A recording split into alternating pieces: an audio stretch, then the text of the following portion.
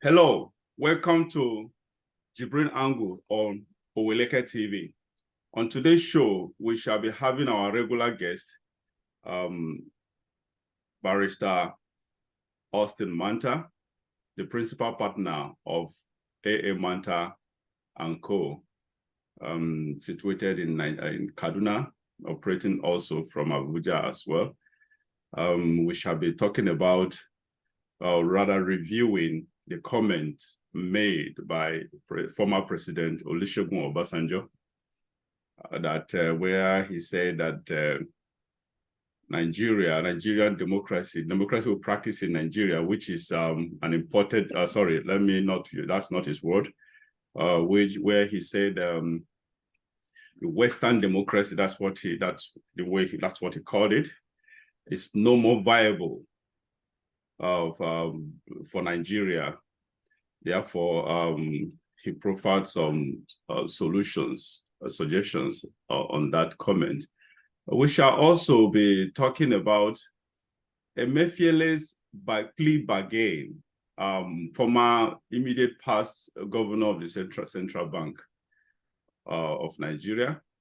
Above all, we shall be reviewing all the appeal court cases, recent appeal court cases that borders election matters. So we couldn't have had a better analyst to do this, to do justice to this topic.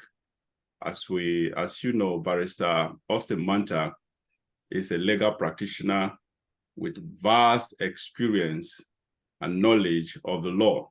He's been in the active legal practice for almost 4 decades now. I mean, almost 40 years. So I refer to him as a legal luminary and a legal icon because the way I judge my thing is not about popularity. It's not about fame. It's just about the substance that comes from someone. That's the way I judge my own success. Substance that comes from, there are so many so-called SAN these days that they don't know what they are doing. I watch some SANs on their legal analysis. I just wonder how they, in the first place, how they got this SAN of a thing. I don't even know why Nigeria is practicing this British legal system. That is crazy, honestly. I rather I don't know what is going on. Sorry to deviate.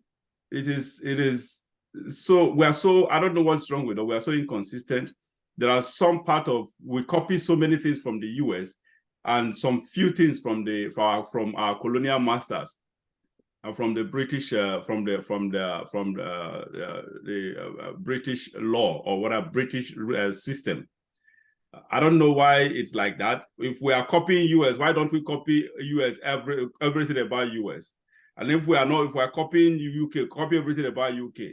And in the first place, why can't we even be ourselves? Why can't we do things our own way? Why do we have to copy other people?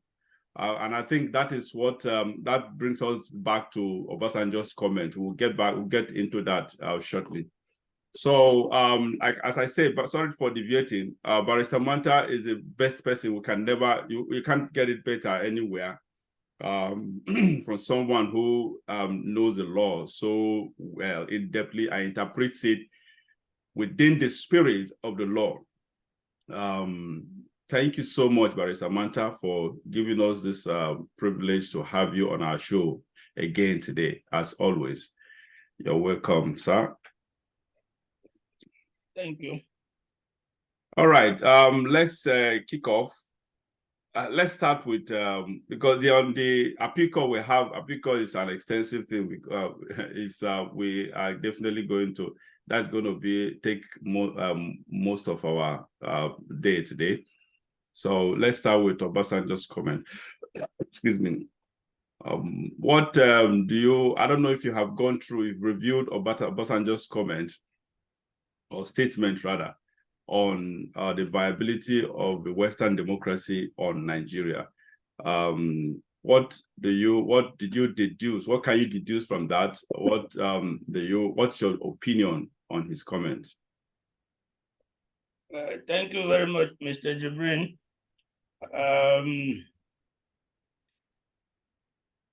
You have probably heard my views on this JIBRIN angle in the past about the democracy we claim to be operating. You must have heard me describe it as a fraudulent democracy, and I've given you some anecdotes to that. By and large, my views and those of Obasonjo happen to coalesce, and on the same issue. I'm in total agreement with what the former president said.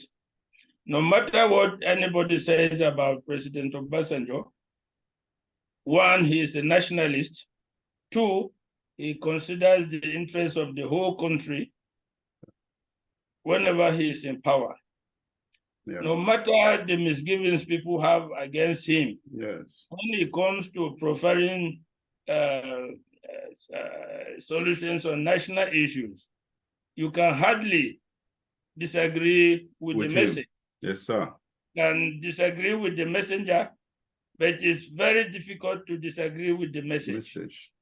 The mistake a lot of people are doing is those who disagree with Obasonjo, once he says anything, they tend to dismiss it. Yeah. Akin to what we say, throwing away the baby with the bathwater. But I always caution that let's look at the message, leave the personality of Obasonjo and look at what he's saying.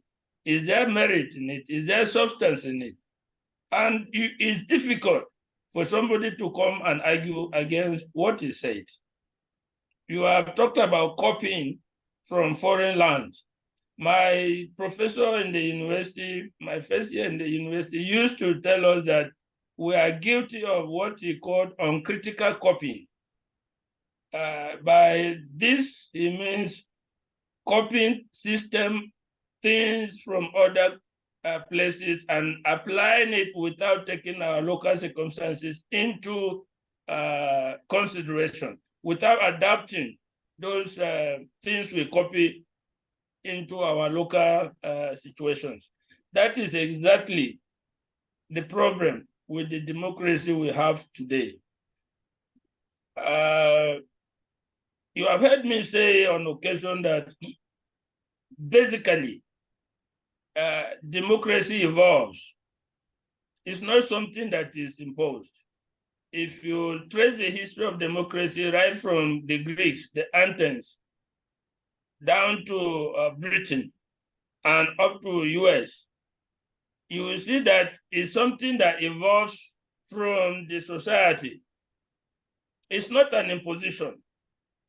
In our case, they just carried it and stamped on us. Now we have, before the advent of this democracy, we have our various tribal and ethnic systems of governing ourselves, of adjudicating issues. But then you bring an alien system and impose and stamp it on us. There's bound to be hiccups because it did not take into account our various pre-existing over centuries dynamics. Now, coming back to democracy, democracy depends on certain things to be the best form of government that its advocates used to tell us. Those things are one, an enlightened citizenry. And that is the most important part of it to me, an enlightened citizenry that understands the needs and benefits and imperative of this democracy. Number two, the checks and balances that underpin the power that is given to the various actors. Then you come back to the checks and balances, you look at the three-tier government, the executive, the judiciary, and the legislature. These three tiers are supposed to be independent or semi-independent, so to speak.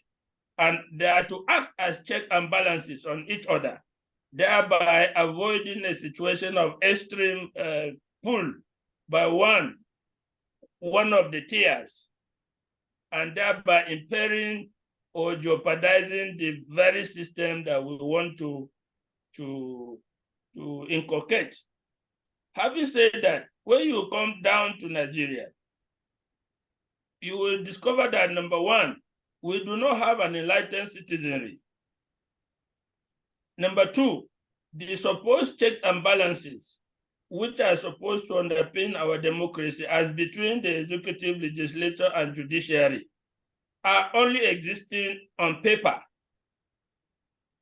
In practice and in reality, number one, the legislature is virtually non-existent. Number two, particularly at the state and local levels. Number two, the power of the executive is so vast and so overwhelming.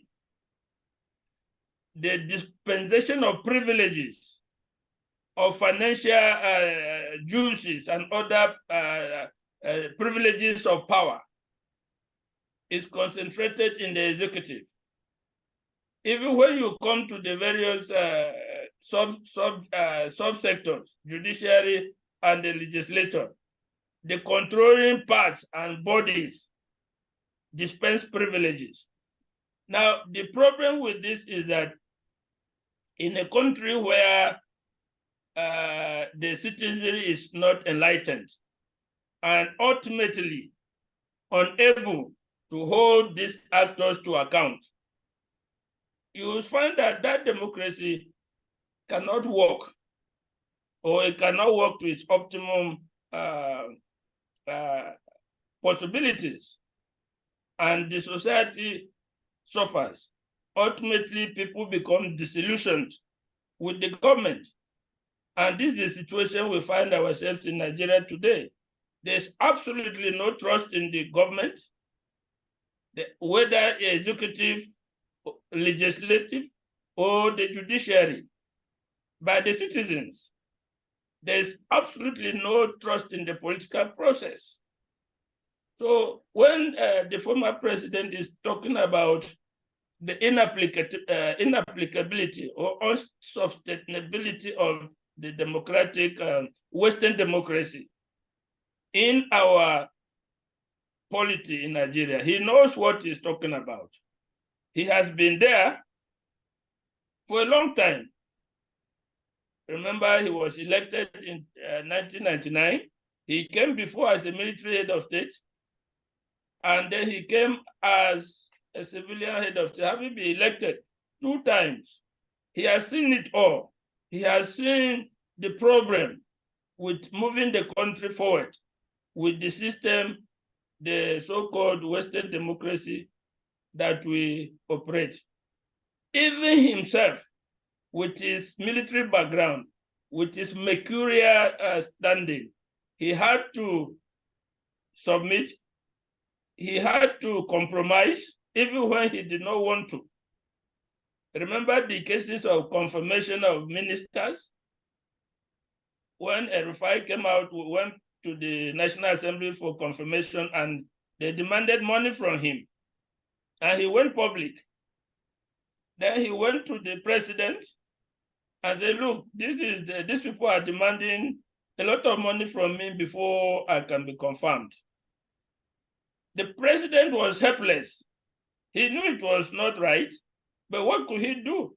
He said, go and meet the vice president. That's then Atiku. Atiku was a fixer and organizer of things like that. So the president knew that this should not be. But because of the peculiar situation he found himself, the fact that the confirmation was solely the responsibility of a different arm of government over which he did not have control, he had to compromise. Again, on several issues, the legislature threatened to impeach him, and in order to survive, he had to make compromises which were not in favor of the Nigerian people, but which were compromises that benefited a few people who control the legislature. the legislature. So he has seen it all. When he is talking, we should listen and see the problems that are inherent in our so-called democracy. Yeah. Again, okay. Go ahead, please. Go ahead, please. Again, on this program, I have told you that what kind of democracy are we practicing when a governor can take deep into the public funds of the state and take 500 million and dash somebody without as much as a whimper from the legislator of the state or from anybody. So if the governor can do that, take 500 million, have a billion of public funds and dash somebody, how much can he take for himself? How much can he take for his wife, his children, his girlfriends? So you see that the legislature that is supposed to act as a check and balance on the governor are virtually none. They exist on paper. People are being paid. They go to sit, but they're in the pocket of the governor. So the whole purpose of that democracy is defeated. What we have is more or less civilian dictatorship, and you can see that interplaying with the elections. We can never have, with the system that we have now, we can never have our elections right, because it has become a do or die matter. And once we do not have the elections right, how can the democracy be right? So altogether, everything that should make up the democracy, that should make it the best form of government, is absent in the Nigerian scene, in the Nigerian democracy. All right, thank you so much, Barrister. Let me have just a short comment on that. Now, Obasonjo, I've said it over and over before, and I'll repeat it again. Just like you pointed out, Obasonjo is a very respected person, both nationally and internationally. He had his flaws when he was a civilian president. There's no doubt about that. But overall, I respect that man so much. I like his spirit. I like his patriotism. He is a very patriotic. Everything, he was so patriotic when he was a civilian president. Otherwise, the West would have eaten him for lunch. He stood his ground, and most of the policies we got then, global policies from Nigeria, was patriotic. And honestly, I actually love his style of leadership. Honestly, just like you noted, he's not perfect, but so far, as far as I'm concerned, he still remained my best. I didn't like some things he did then as a president, but there is this aura of leadership that exudes from him that I love so much. He has all the qualities, the real qualities of a leader. And his words, as such, his words actually connotes, exudes respect and honor. So whatever he said, just like you said, he has seen it all as a former head of state, as a military head of state, and civilian head of, he's seen it all. So we can never get it better from him. Go through all the letters and the advices he has given publicly. The man is always on. He was always on point and will always remain on point. His reasons for all he said were all cogent. Again, even before Obasa, this have been right from time. I've always talked about this Nigerian politics of a thing. The Nigerian so-called democracy is a borrowed culture, for God's sake. Why do we have to borrow everything? Why do we have to copy everything? Why can't we be ourselves? Why can't we even be why can't we be original? Why can't we originate something? Why can't something originate from Nigeria, for God's sake? Why do we have to copy the whites, the Western world, for God's sake? Why don't we do things our own way? Why don't we rule ourselves our own way? For God's sake, we copied virtually everything in Nigeria. I don't know, to the extent of even manufacturing things that we can even manufacture on our own, we are still importing them. This is crazy, honestly. Nigeria cannot grow on this premise. Absolutely not. It is unfortunate. I don't believe in this crazy democracy. I hate it. Let me be frank with you. I have never hidden my disdain for this so-called democracy. It's not worked. It has not worked. It will never work. Never. It won't work. It will get worse. That is just it. Let's move on to the next topic, please. Because you have said it all. I don't think there is any other thing, because you've actually spoken my mind, and that is just it. The only thing is that you and I differ on the area of what kind of leadership does Nigeria, or what kind of leadership does Nigeria deserve or needs. That's where you and I differ, actually. And let me be frank with you. Obasonjo talked about the African whatever. He made that the system of governance that suits us is I think he suggested African democracy. He called it African democracy or something like that. Let me be frank with you. That man, he just does not want to just come in this era of civility, this so-called in quotes civility, to begin to bring in some kind of plain truths about the kind of leadership Nigeria deserves, or the Nigeria needs. In fact, that's what we should be craving for. If you read in between the lines, you will just understand, because what he suggested is something that is, you call it African democracy or whatever, you call it whatever. It's not practicable. The only thing is that he just fell short of just calling it the way it is. I think even in the past, he had suggested this issue of military rulership as even better than what we have today, a sort of called democracy. So anyway, honestly, I can read it. I can read his mind, and I think his mind goes in line with what I have always thought of, and what you already know. You know where I stand in this regard, because Nigeria is not working.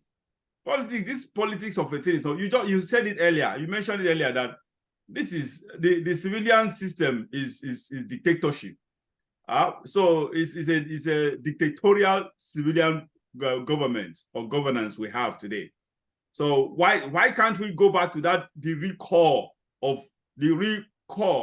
dictatorship? The core is the military. All we need is right people, right hands to be on deck, not the people not the ones like what's his name?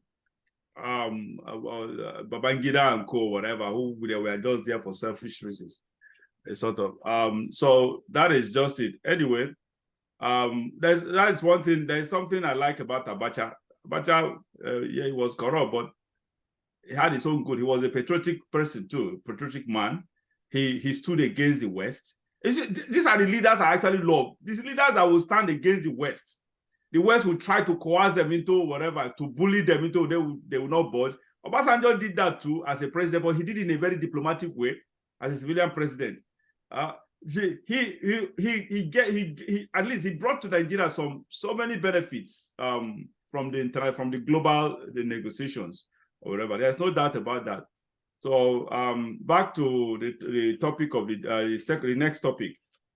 Barrister, Emefiele, when I read that news, I said, not again. In the past, we had the case of Maina, who stole, after stealing tens of billions of naira of pensioners' fund. He ended up with a plea bargain. I don't get it. This crazy plea bargain, for God's sake, that is legal. Why do we have to allow this to exist in our constitution? For God's sake, Emefiele, after stealing everything he stole, there's no doubt about it, everybody knew quite all right.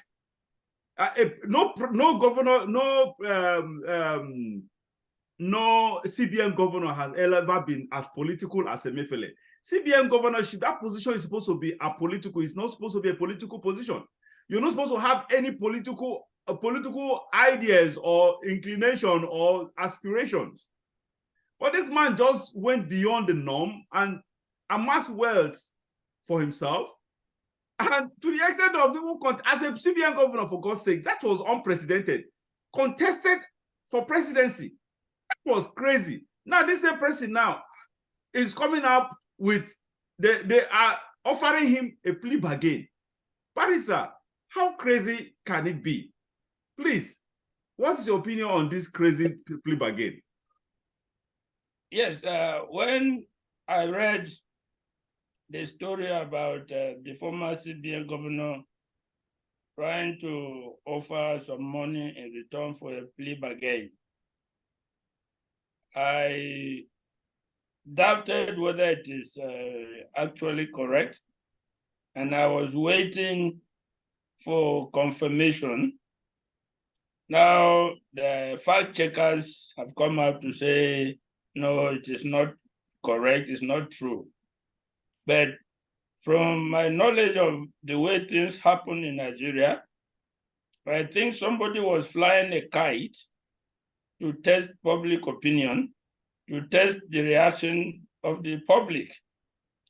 And when I look at the amount that was suggested, 1.something billion, it became so laughable that I seem to believe my mind is telling me that somebody is trying to fly a kite than to believe in the reality of the proposal. Because what we are talking about under Omefili is trillions of naira, not billions. So to offer to return 1.3 or 1.6 billion in return for makes no sense at all. And secondly, and most importantly, because the system is so bad, the laws are not being obeyed, or where they are obeyed in the breach. If you recall, I once said that the CBN Act prohibits the governor from being a politician, from engaging in politics while being the governor of the CBN. But here was a person who came out to contest for nomination of the governing party to be selected as his presidential candidate. The implication is that he had been a member of that party. Because without being a member of the party, he could not have bought nomination form and sought the party's presidential ticket. And now what happened? Nothing. But most importantly, if today Emefiele is in prison or being charged to court, how is it possible that his principal, who directed him on all these actions, is free? How is the Buhari free? Yeah, that's the point. If the governor who was acting on the express instructions of the president is being hounded into jail and charged to court, how is his principal, the president, the former president, free, enjoying his freedom? Those are the contradictions in the Nigerian system. Having said that, Omefile, in my estimation, happened to be the most corrupt and unsuitable CBN governor in the history of Nigeria. I agree with you. A lot of things, some of them we cannot say it on the air, but there were so many rumors of powerful people coming to the CBN, collecting foreign currency, round-tripping it, exchanging it, and there were parallel rates at some point. Omefile served for almost 8 years, transferring about 3 presidents. There were parallel rates for government, public projects, and private. So if you go to the CBN and collect pound sterling or naira, you come and exchange it at the black market rate and return the Naira equivalent at the official rate. That would be a windfall of billions for you, depending on how much you collected from the CBN. And there were rumors that powerful people were doing that repeatedly. There were rumors that it was those powerful people that made it possible for him to secure a second term as the governor of the CBN. And all these things were happening. A lot of things, some of them that were started under Sanusi's, the former emir, when he was CBN. The apparent and clear rot in the CBN started under him. That was the time that there was no control, even a semblance of control in the CBN. You will hear that the CBN has donated 20 billion to social projects. They have donated social billions to social universities, social billions. When you have an institution whose budget is not passed by the National Assembly or scrutinized by the National Assembly, beginning to spend money in that manner, you know that that is the center of corruption. There should be no instance. The CBN is a policy bank. It's a central bank and a policy bank. What business does it have to go and build a secondary school somewhere, or to go and build a hospital or donate money? It has no business. There should be appropriate government agencies in the executive that are doing that. We have Ministry of Humanitarian Affairs. We have ministry that cover all those instances. What's the business of CBN? You donate 20 billion, 50 billion to anywhere. That is a recipe for corruption. All these things started during Sanusi's governorship of the CBN. And it was continued and expanded under Emefiele. And the same... So there's nothing redeemable that can be said of Emefiele. And the only thing I see happening to him is ultimately there's going to be a soft landing. Let me predict it today and here on public that in accordance with how our system operates, you will likely see a soft landing coming for Emefiele sometimes in the future. Because if the man were to really open up, a lot of people will follow him. If the government were to really dig into him and really go after him, a lot of people, even in the present government, will follow him to jail. So he can suffer now, but I predict that along the line, he will have some soft landing so that the sleeping dogs can lie, so that a lot of people will be protected. That's how Nigeria works. Yeah, well, my own prediction might be harsher than yours. I don't see him surviving. I'm telling you, that guy, they are going to kill him. That's just like you noted.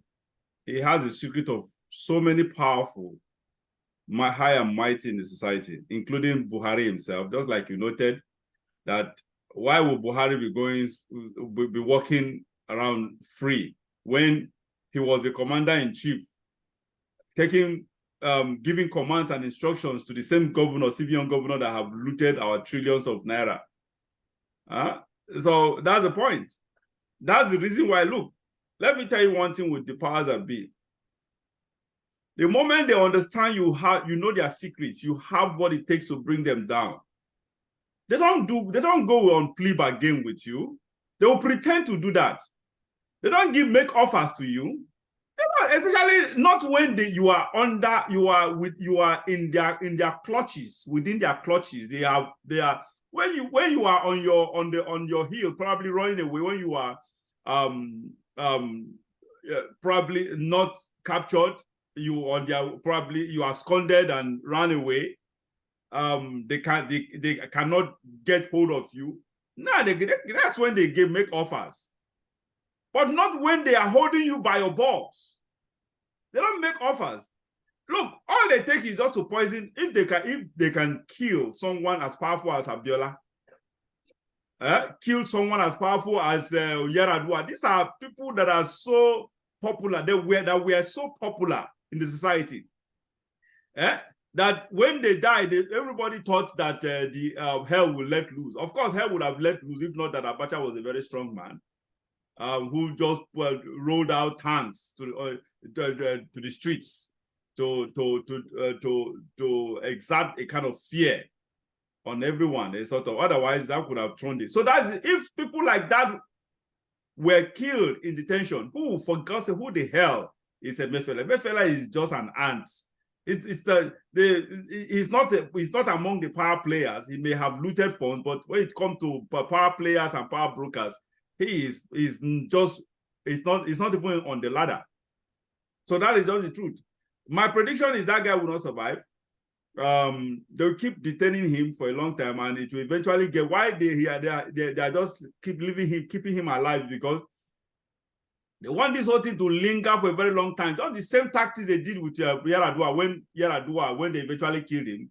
Abacha held him for a very long time and kind of waited for the time where anything and everything about Yaradua became a fatigue to the society, became boring, no more that interest for his story or whatever. That was when he took him out. That is exactly the same tactics that will be used on Emefiele. Emefiele is not even as popular as people I just mentioned now. So his own is his days are numbered as far as I'm concerned. They are going to kill him. I'm telling you, he won't survive. Let me add that there were two specific things I wanted to mention. Yes. Which are one of the biggest scandals in the CBN under Emefiele. The first one is loans to the federal government. You know, the CBN is a lender to the government, the federal government. Yeah. But the law says that if they lend you in the financial year, you must pay what is lent before they can take another loan.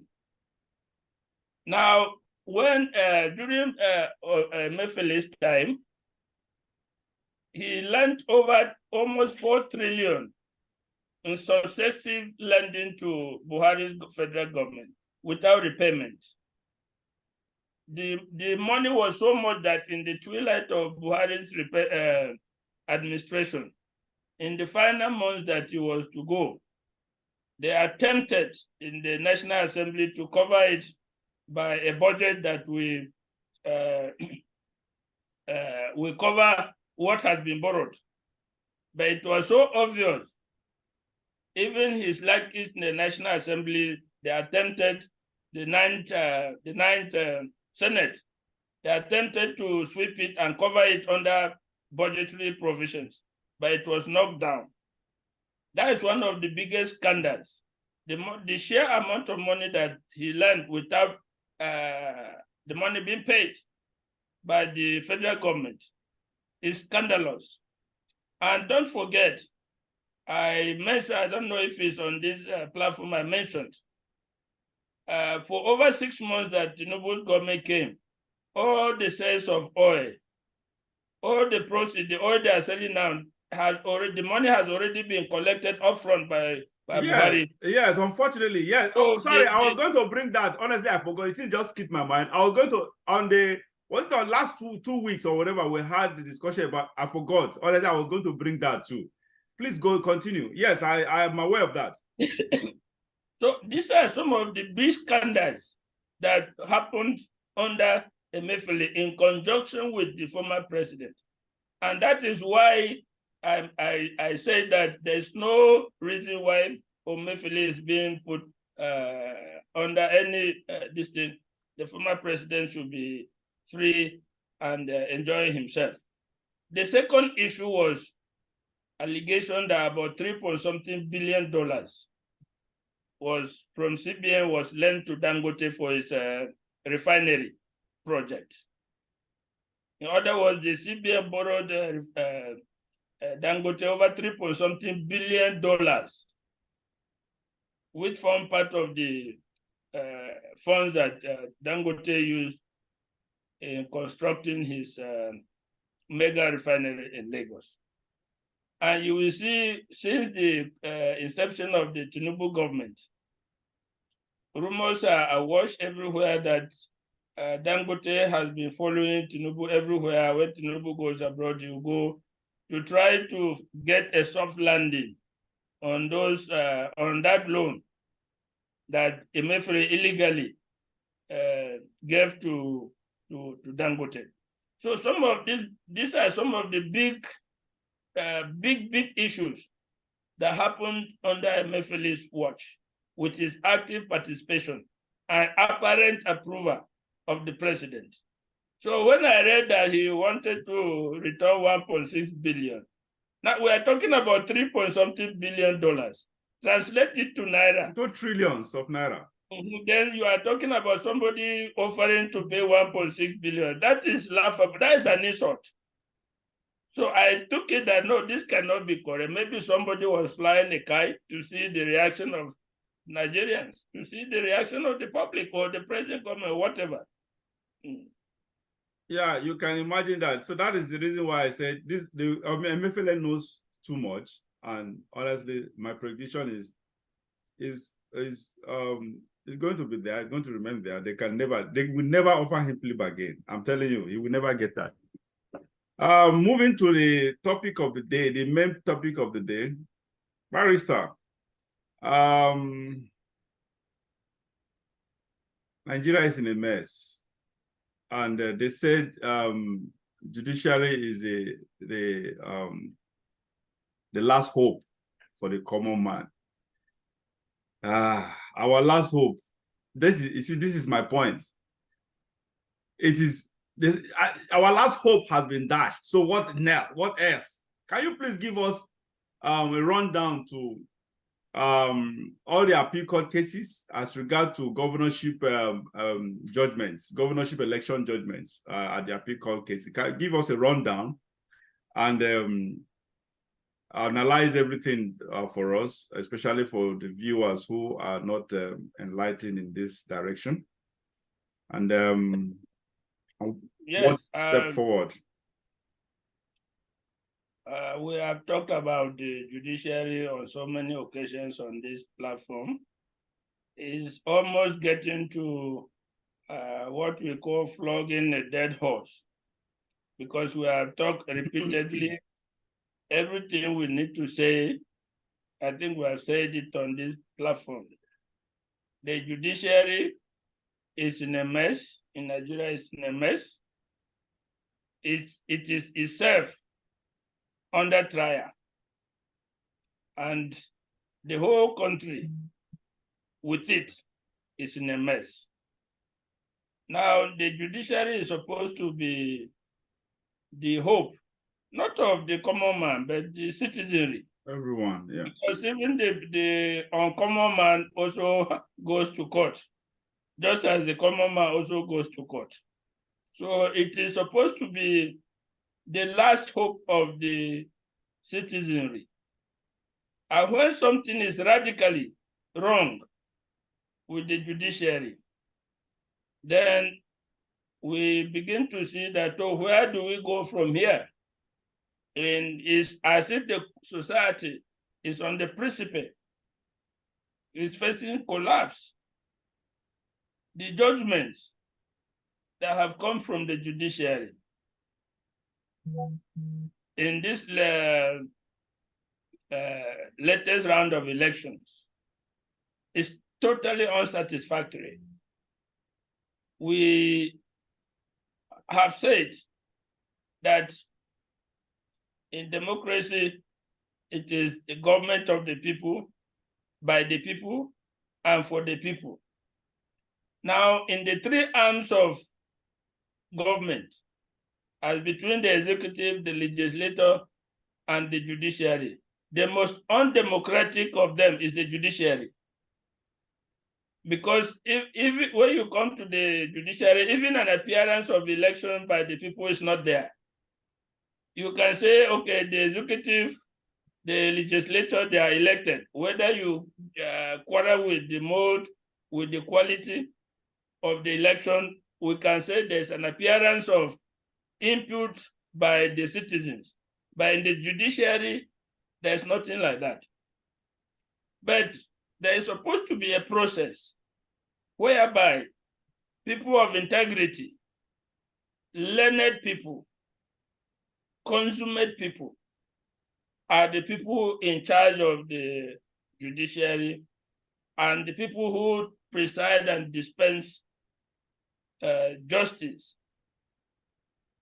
However, for most cases, you find that there is a semblance of integrity in the judiciary until it comes to political cases. Whenever we have political cases, it is as if it serves as an exposé on the judiciary. It is as if the political cases show the real judiciary in open. We have judgments. You say I should comment on the judgment. Let's take the judgment of Kano State, the governorship judgment of Kano State. The Court of Appeal has upheld the decision of the tribunal that Governor Yusuf of the NNPP was not duly elected. And what are the reasons? Number one, the tribunal had deducted 165,000 votes from the votes of the governor on the ground that the ballot papers were not stamped or signed by the presiding officers. Now, when you look at that kind of reason, it belies any sense. It makes no sense. It shows no reason. Majority of the electorate in Kano are very illiterate. Some are old women. Do you expect an old woman coming to vote to challenge the presiding officer that the ballot paper you gave me does not have your signature or the stamp of INEC? Does that old woman voter even know what a stamp is? Now, how is it the fault of the voter or the eventual winner if the presiding officer did not stamp the ballot paper, but just cut it and gave to the voter and the voter proceeded to fill it and vote? How is that the fault of the winner? How is that the fault of the voter? And if it is not the fault of the winner or the voter, how do you penalize the winner? And also penalize the people who voted, the 165,000 people. Because you are penalizing them, you are saying that their votes do not count. So it is, to me, a very unreasonable judgment. There's even provision in the Electoral Act that ought to be used by the court, because the Electoral Act says if a returning officer is satisfied, even if there's no stamp of INEC on the ballot box, if the returning officer is satisfied that the ballot paper comes from an appropriately distributed batch of ballot papers, he should count it. So there is ample leeway. Nobody was challenging that, look, these ballot papers did not emanate from INEC booklet that was given to social police station. That was not the issue. The issue is simply that there was no stamp or signature of the presiding officer. That, to my mind, ought not to be used to take away the decision of the electorate and impose a person that the electorate did not elect on the Kano people. The second reason the Court of Appeal gave is that the governor was not a member of the NNPP. That's a stranger one, a stranger reason than the one I have just said. Remember that when you fill your forms to INEC, number one, you attach your party membership card. Your party membership card bears your name, your address, and your passport. And there is also a form where the party members, a certain number of party members, sign to nominate you to contest. So there is a pedigree. You are not coming from nowhere. INEC have those documents, which when you are selected in the process of the party, they fill the forms and submit to INEC. So we can say that INEC have the membership card of the governor. He have the appropriate nomination by members of the party. And he has the letter from the party submitting the name of the governor as its candidate. Now you come as the tribunal to say, oh, but his name was not in the register that was submitted to INEC. So what? Is the register immutable? The register is a continuous document. Do you mean that if today we stop our register today and send a copy to INEC, does it mean that tomorrow we cannot register people? Does it mean that the registration of members of the party stop at the point that you submit the copy of your membership register to INEC? No, it is a continuous, coming into the party is a continuous process. There's no law that says, look, the party must absorb members up to so time only and stop. Even on the eve of the election, you can join a political party. Now, most of the constitutions of the party prescribe that you must be a member, for instance, for 1 year before you can contest for the office of the president. But the same constitution, all these are within the constitution of the party, it has nothing to do with the Electoral Act. The same constitution also says the party can give you a waiver, even if you are not a member for up to 1 year. So these are entirely intra-party matters. Why should another party come to poke nose and say, look, you were sponsored by the party, but you are not a member of the party? How can the party sponsor somebody who is not their member to contest for governorship or any position? Does it make sense to say the political party sponsored somebody that was not its member to contest for an important office like a governor? But these are the two reasons that the judiciary has used to disenfranchise the voters of Kano. Come down to Nasarawa State. The tribunal had nullified the election of the Governor Sule. The Court of Appeal set aside the decision of the tribunal. Now, the reason the tribunal nullified is government because there were serious and substantial cases of overvoting in so many places. And in every electoral process, overvoting is automatically a reason to disqualify the votes from that person, from that polling unit. If a polling unit has 500 registered voters, how will it be possible that 600 people will vote in that police station? So that is what is called overvoting. And whenever, under electoral jurisprudence, you can show that there's overvoting, the votes of that place must be cancelled. This is the law that we know. And this is what happened in Nasarawa State. But for the fact that the evidence was brought by a subpoena served on INEC officials to bring the results to court, and those results were brought after the petition were filed, the Court of Appeal said you cannot look at that evidence.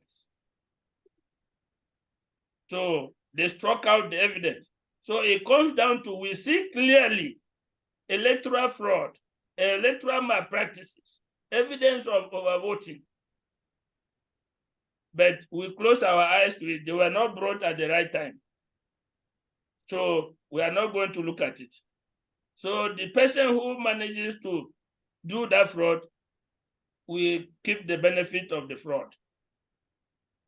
These are the things that are going on right now with the stamp of the Supreme Court, because the Supreme Court gave a precedent in Peter Obi's case, in Atiku's case. Yeah. So the Court of Appeal is following. Yeah, that is it. On this platform, I said that time that if that is sustained, then there will be no need to waste somebody's time on electoral petition, because you cannot. The INEC officials, as a lawyer, if I'm filing a petition, I have no right to force an INEC official to come to my office and sign a witness deposition. It is the tribunal that will make an order, a subpoena, to force that public official to give me his statement. And by that time, I must have filed the petition, because we have 21 days. In which case, most of the tribunals have not started sitting. So how do I get that order from the court and get the evidence or the written statement from the public official, from an INEC official, and file it along with my petition within the 21 days? It's practically impossible. So altogether, you are saying that once you are defeated, go and sit down. That is why the talk now is that 2027 will be war. Guns will be used. Any kind of thing will be used, because you win, you win. Whatever method you use in winning, you retain that. We have seen that the Kaduna governorship, the tribunal, by a split decision, set aside the governorship election and ordered election in polling units spanning 3 local governments. On the same ground, the Court of Appeal has set aside that judgment and confirmed the election of the Kaduna governor. We have seen that replay in almost all the gubernatorial elections. Even though the gubernatorial elections will go to Supreme Court, but this has happened at the senatorial level, at the House of Assembly level, that do not go to Supreme Court. Remember that the final court for Senate, House of Reps is the Court of Appeal. We have a situation in Plateau where all the elected members of the PDP have been set aside. 11 members of the Plateau State House of Assembly that were elected and are sitting have been set aside by the Court of Appeal, and their APC counterparts have been held to be the elected people. Senator and how many House of Reps members? On the same ground, by those judgments, it is evident that the governor of Plateau State too is going to go. By following those judgments, it's evident that the governor election in Plateau is also going to be nullified. Now, when you have the whole country electing people in every state, electing people, but the court overturning that election, how can you say that the people who are now going to take power have been elected by the people? And if they are not elected by the people, where is the democracy? We have seen in the past where the governor of Imo, Uzodinma, was referred to as the Supreme Court governor.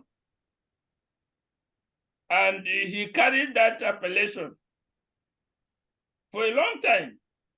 Nobody really believed that he had the mandate of Imo people to rule them.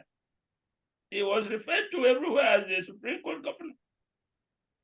These are the things that threaten even the semblance of democracy that we have in Nigeria as of today. And it's unfortunate. And the reason is the court cannot absolve themselves, neither can the National Assembly, because what the court is using as rules and law is one, the Electoral Act, and two, the Electoral Act that comes from the National Assembly, and two, practice directions that come from the Chief Justice or the President of the Court of Appeal. So between the judiciary and the legislature, the Nigerian people are held captive in this electoral process.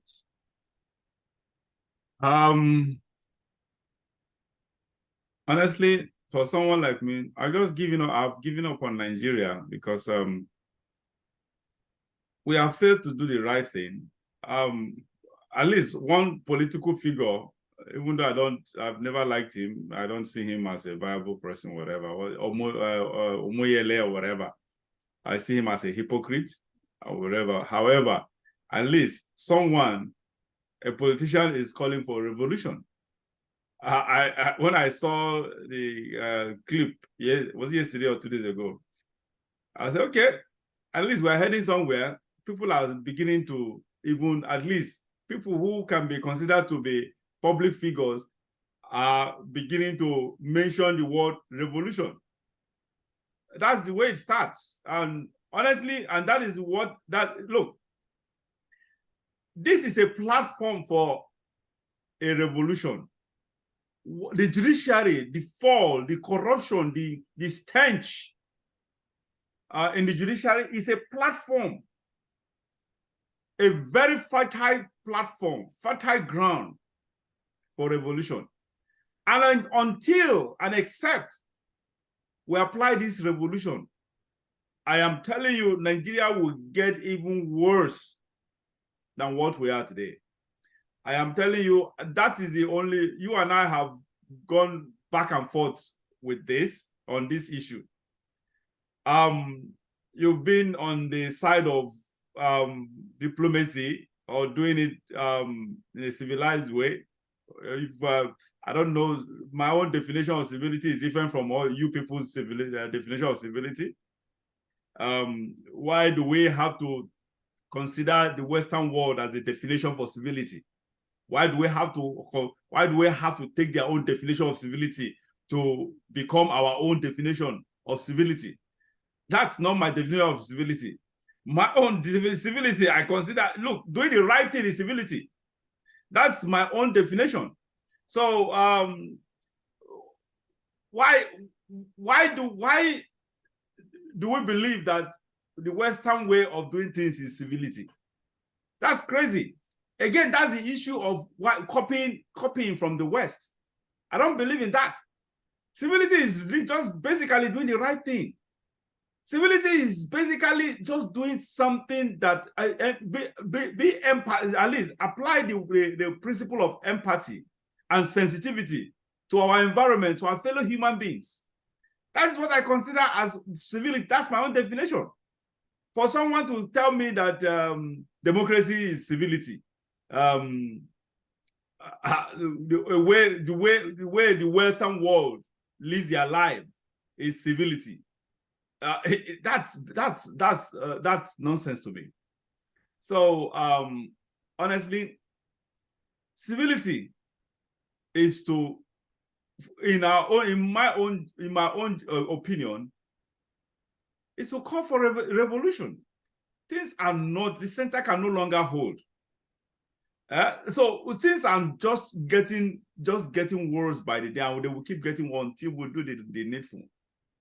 I've always said this: revolution, that is the only way. Nigeria has gone, it has eaten so deep. What is happening in Nigeria right now has eaten so deep. It is deeply rooted that for us to have a reverse of course, honestly, it's going to take the entire tree completely getting rooted out. That's just it. And that is the thing is, the leaders, our current leaders, who have been our past leaders, all these recycled leaders, they cannot be allowed to remain alive. I'm telling you, because as long as they live, they will continue to rule us. And when they are leaving, they'll bring in their stooges, their wards, their children to take over from them. It's going to continue. It's a chain, and it will remain a chain until we cut off the head of the snake.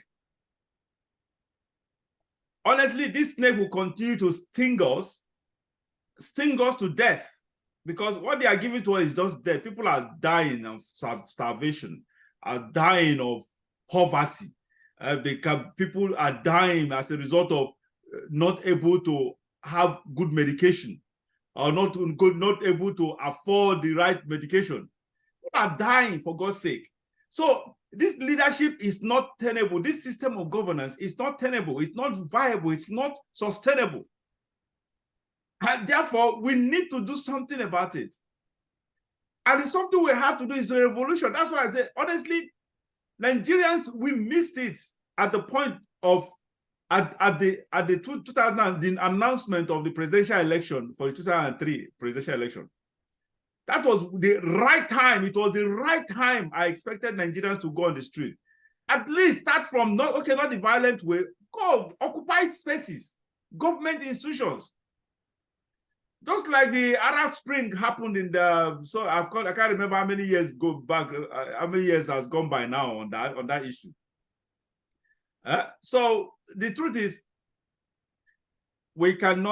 Nigeria can never ever. The judiciary is just now they say it's the hope of common mass. You say it's the hope of every. Of course, it's the hope of everyone going to the court.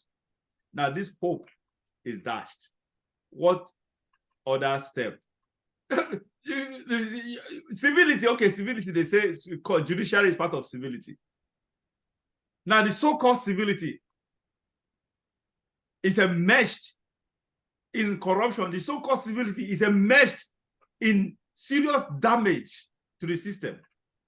So what else? The so-called civility, has it worked? Is it working? Your own definition of civility, it's not working. Judiciary is where scores are settled, where disputes are settled. The judiciary is where misunderstandings are settled. And now this same judiciary has become part of the problem. An institution where problems are solved has become a problem in itself. So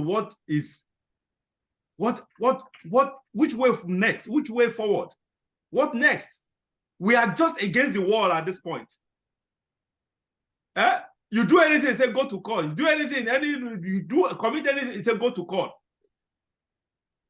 Now we have gone to court. The court now has taken us to the wall, have pushed us to the. We are just facing the wall at this point in our lives. What else? Revolution.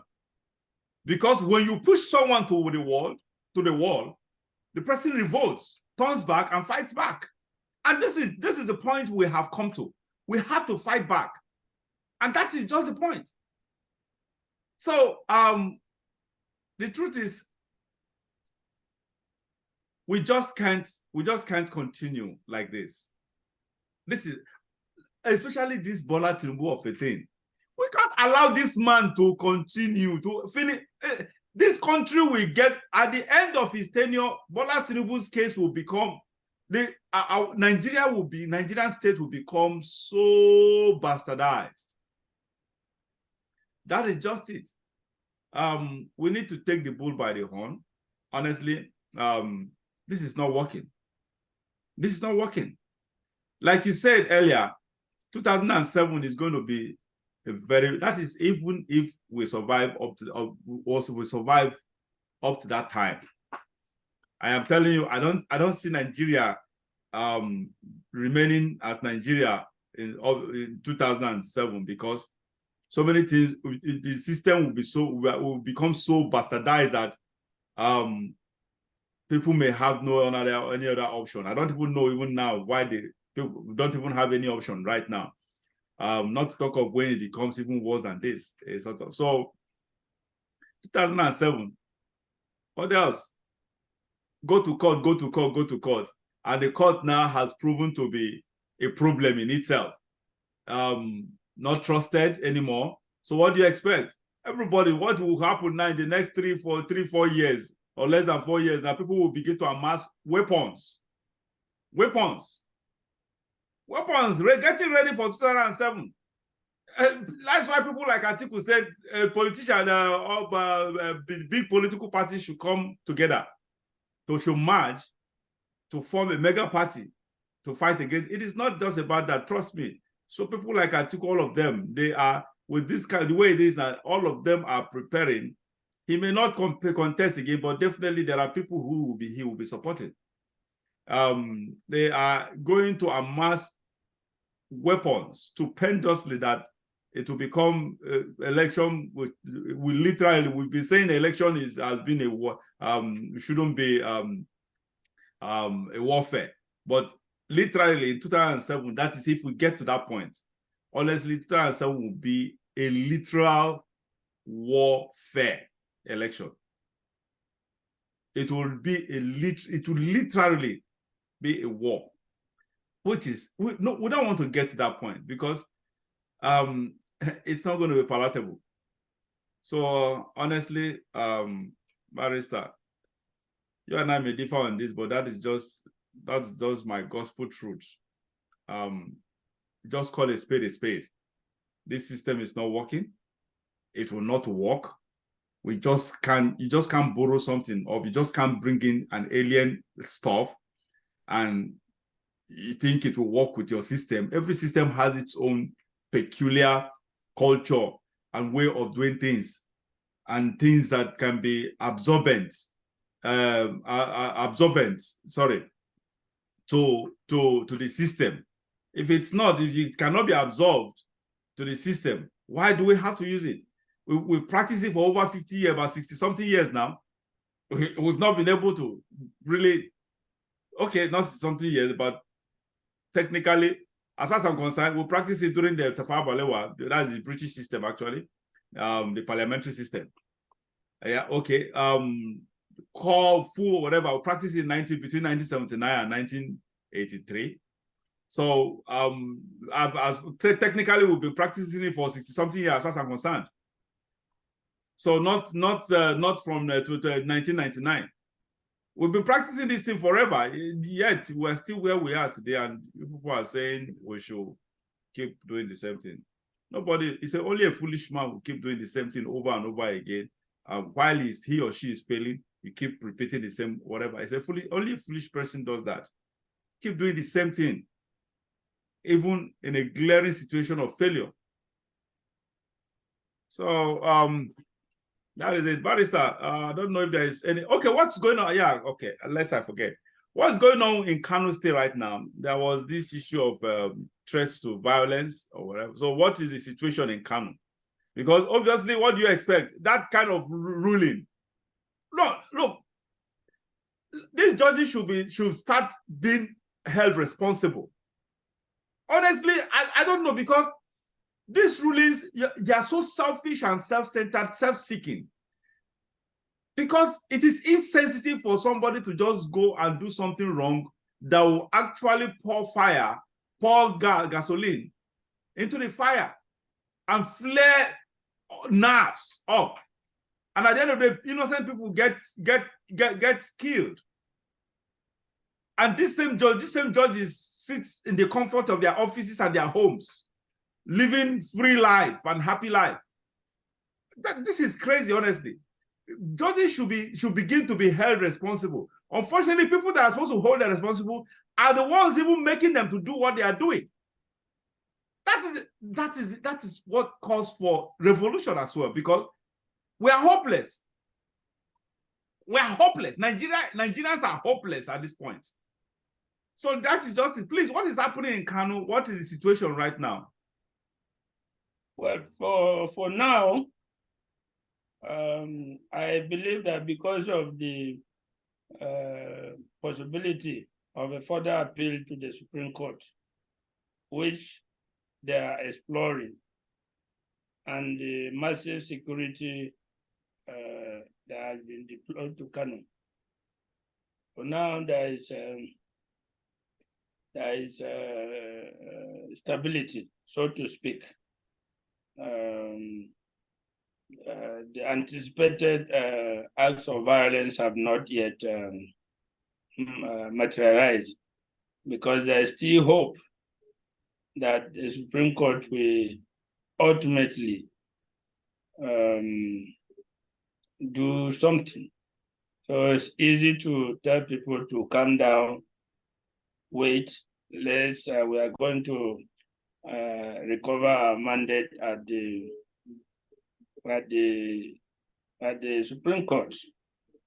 So Kano is still under tension, but it's peaceful.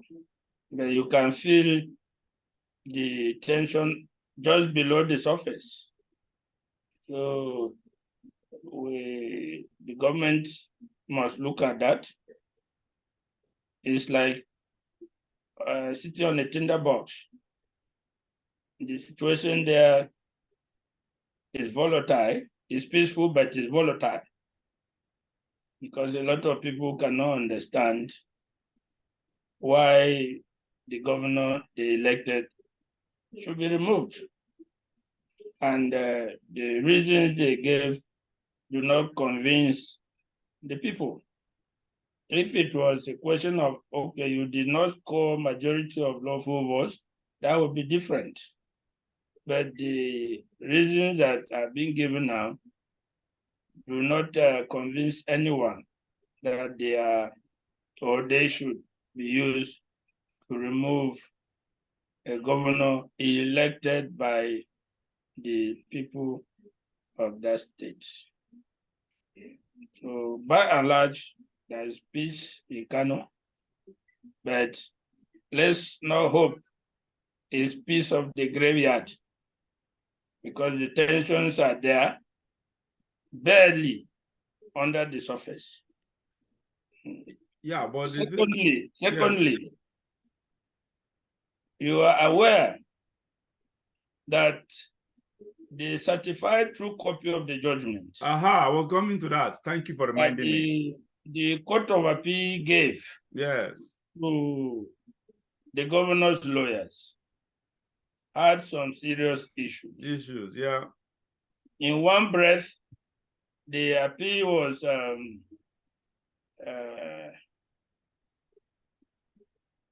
rejected, and the judgment of the tribunal sustained.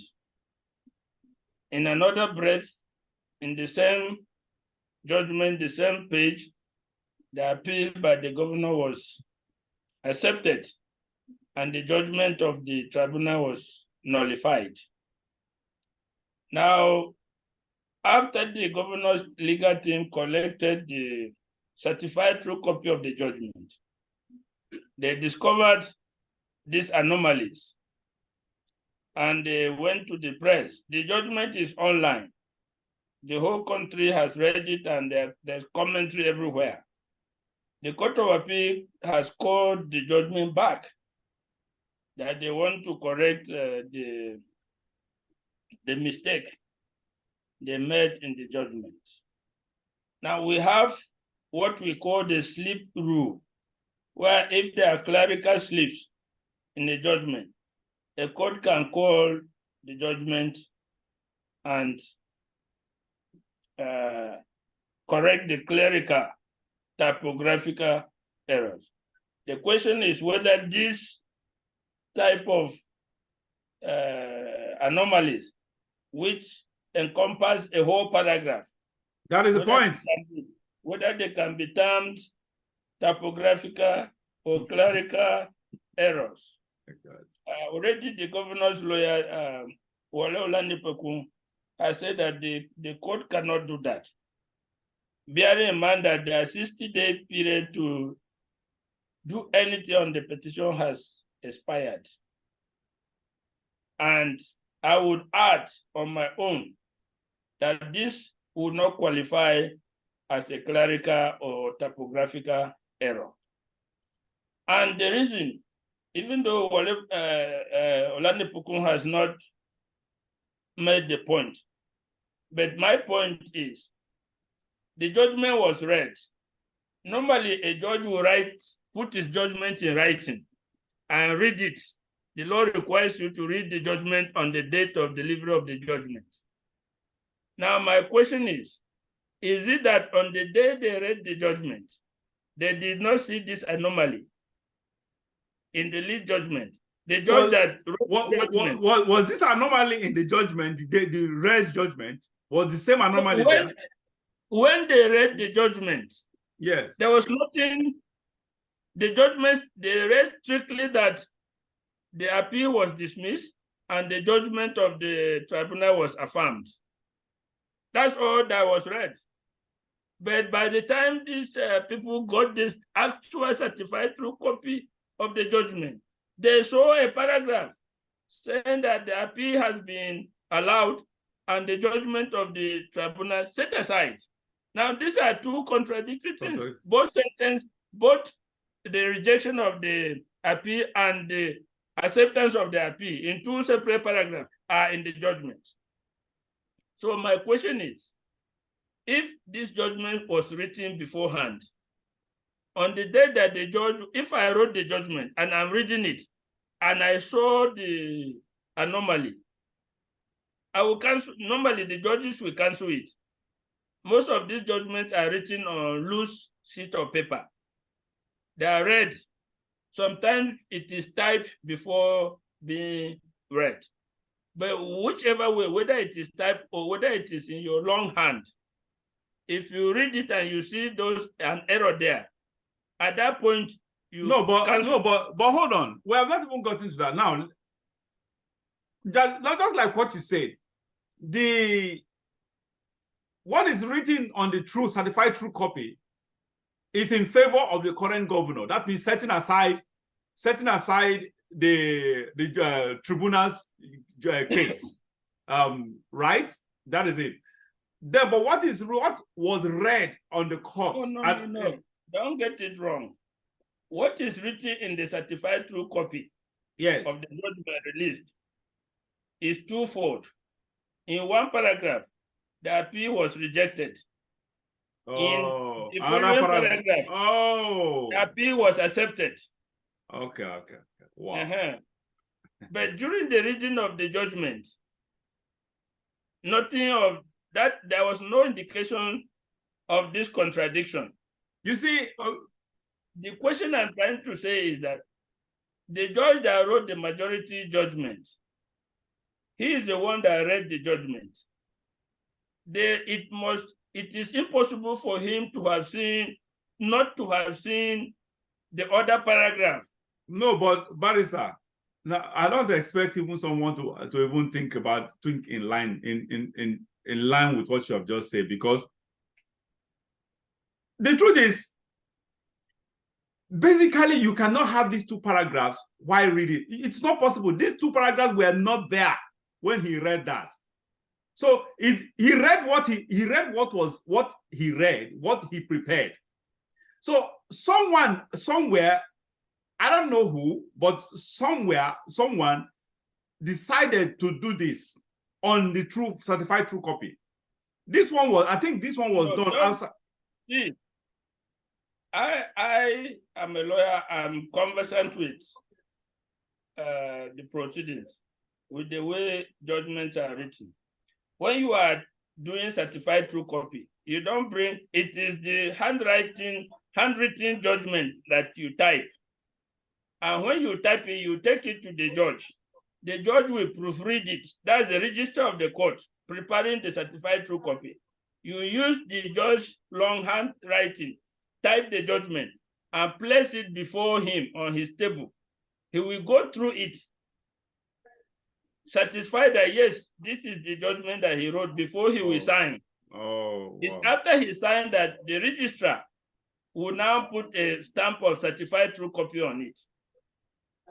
So, and I can understand that there could be mistakes, because when you are writing, let me explain, when you are writing a judgment, even when I'm writing brief of argument, sometimes I mistakenly refer to the appellant as a respondent and refer to the respondent as appellant. But by the time when I'm drafting, I even when they type, but by the time I come to read the draft, before final submission. I see that normally I correct them. So I come back to the question. On the day that the judge was reading the judgment, he must have seen the contradictory paragraph.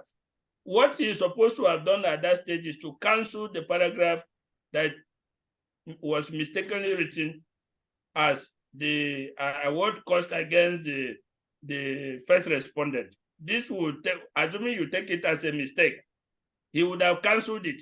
Now that is the first opportunity. The second opportunity would be when they type the judgment and brought it for him to sign.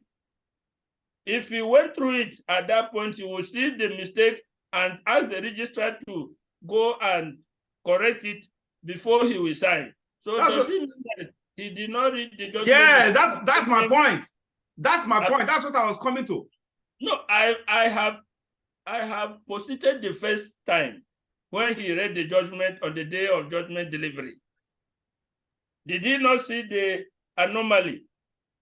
The second opportunity is when the judgment was typed and brought to him to sign.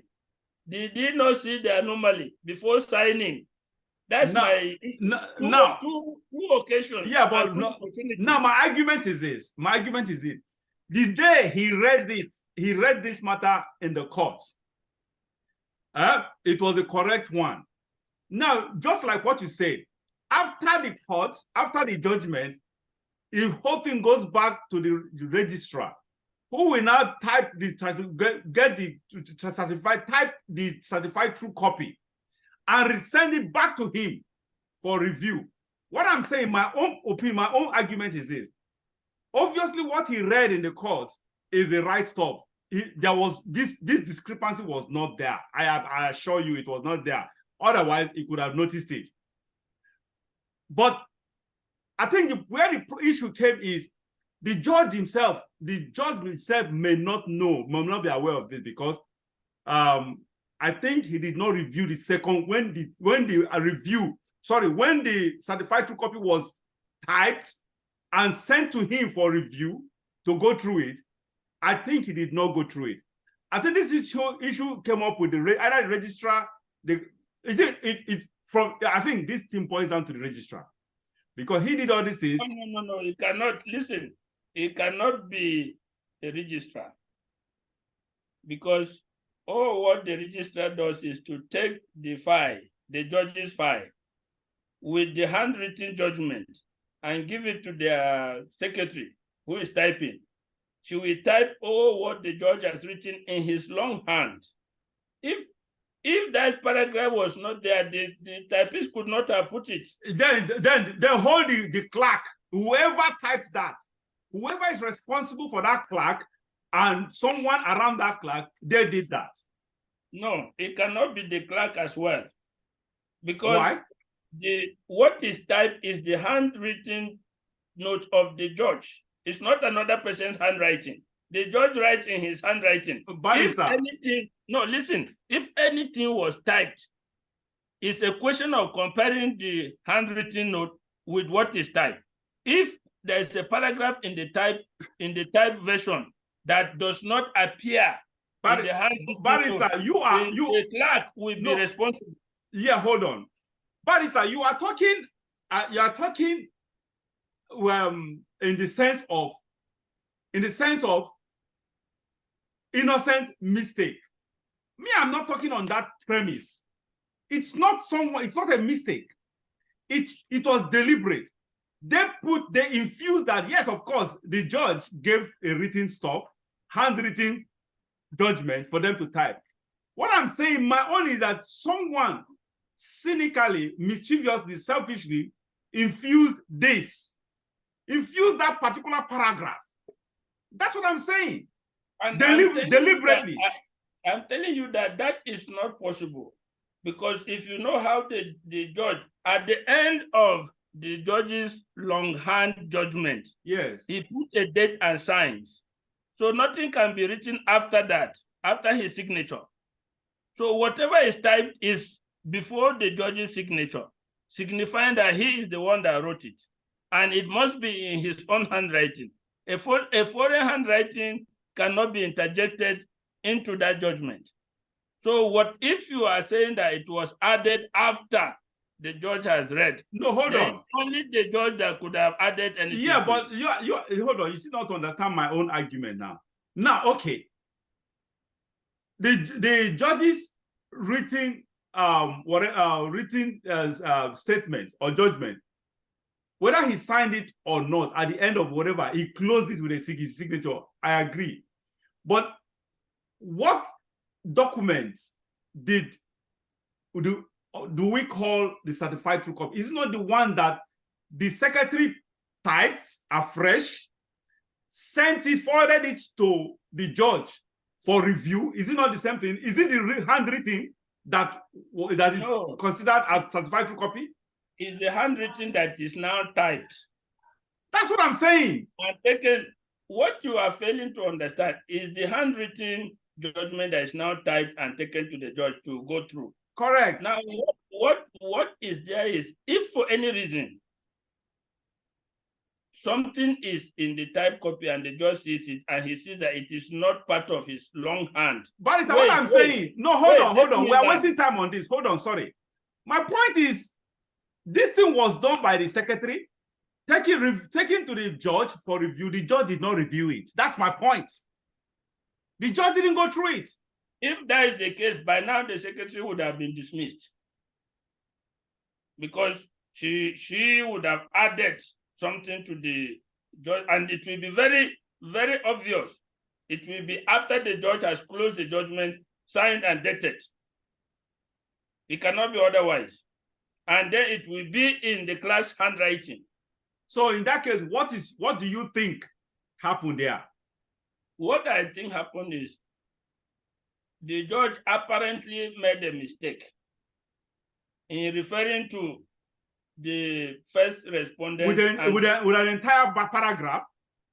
It's possible, because when you say, for instance, that I award 1 million, the damages awarded was 1 million. When you say I awarded 1 million naira damages against the first respondent and in favor of the appellant, instead of saying against the appellant and in favor of the first respondent, you see how the mistake could have been made. So sometimes it's referring to the party that I do make that mistake when I'm drafting a brief. I can refer to the appellant as a respondent, but as soon as I go through it, I correct it. So in your own judgment now, this is normal. It is normal mistakes, but my question still comes back. At the point the judge was reading, he would have noticed it and crossed it out with his Bible before going on. So when he crossed it out, when the registrar comes to type it, that portion crossed out cannot be typed. Now, the second opportunity is when they type it and brought to him. If the paragraph that he crossed out was still there, he will send it back to the registrar to go and remove it and type the correcting. My question is, why was this not done? That is where my issue came. Two opportunities to correct if it was a mistake. So if you are asking this question, so why do you call it normal? Why do you classify it as a normal situation? If you ask these two germane questions. It's normal to make that mistake, but it's not normal to not correct it. That's the point. So if it is normal to make that mistake, not normal to not to make. So I don't know. Why would it be called a mistake that it was not deliberate in the first place? That is why we are saying that it needs a further investigation. And it should not be corrected by the Court of Appeal. Let the Supreme Court look, because by the time an appeal is done, the Supreme Court will look at the original file, the handwritten judgment, and compare it. So let it not be the Court of Appeal now that will do that. Let everything be taken as it is to Supreme Court, and let a review be done. And let the Supreme Court determine that, okay, this is an ordinary slip or clerical mistake. Let the Supreme Court do that determination. All right. And normally, when you want to correct a judgment, you bring a party that wants to correct a judgment will bring an application to court with an affidavit and ask court to correct the judgment. That is what will be done at the Supreme Court. And the Supreme Court will have opportunity to review the whole incident. All right, that brings us to the end of this show for today. Thank you so very much, Barrister A.A. Manta. We appreciate and we feel honored for your consistency on this program. I think we shall be calling it a day. Viewers, once again, we've been speaking with Barrister Austin Manta, a legal practitioner that has spanned over, his practice has spanned over almost 4 decades now. He's a principal partner of A.A. Manta & Co., located in Abuja, in Kaduna and Abuja as well. So I hope you were informed. I hope you enjoy this program.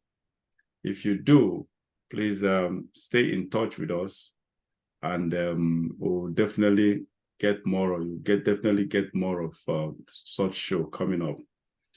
Next week, except there is something different that comes up in the polity, we shall be talking about Israel. Barrister, we shall be having an extensive discussion on the Israel-Gaza war. Hopefully, maybe we shall be having another guest, because I want to take it from both angles, either both spiritual and the conventional angle. So I'll be coming in with a pastor. Hopefully, I'm not sure yet. While you take it from the conventional angle, we'll have a pastor who will bring it from the spiritual angle, which I belong to. I belong to everything happening around that environment right now that has spiritual connotation, and that's where I belong.